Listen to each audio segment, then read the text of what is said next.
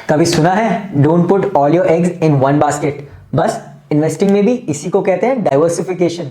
Simple words में अपना पैसा एक जगह नहीं बल्कि अलग अलग इन्वेस्टमेंट्स में डिस्ट्रीब्यूट करना, क्योंकि मार्केट कभी भी एक जैसा नहीं रहता। कभी इक्विटी चलता है, कभी गोल्ड और कभी bonds.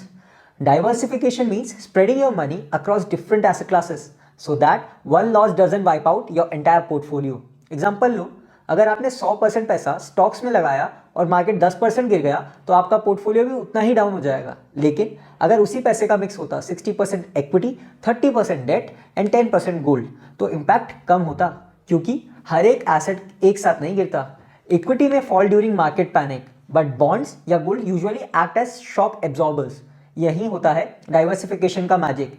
It reduces volatility, not just risk. एक स्टडी कहती है पोर्टफोलियो के ओवरऑल परफॉर्मेंस का 85 to 90% पार्ट एसेट एलोकेशन और डाइवर्सिफिकेशन से आता है, नॉट फ्रॉम स्टॉक पिकिंग और टाइमिंग। मतलब सक्सेसफुल इन्वेस्टर्स परफेक्ट स्टॉक नहीं ढूंढते, वो परफेक्ट बैलेंस ढूंढते हैं, और इसी बैलेंस से आता है stable long term return.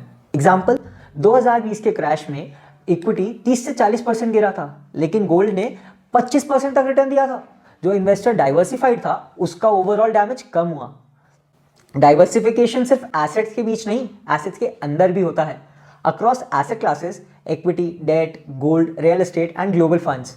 With in equity, large cap, mid cap, small cap, sector wise split. Across geography, India के साथ ग्लोबल फंड्स भी इंक्लूड करना।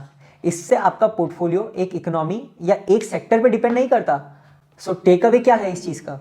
सोचने का सिंपल रूल, ना ज्यादा ग्रीड ना ज्यादा फियर, बस बैलेंस।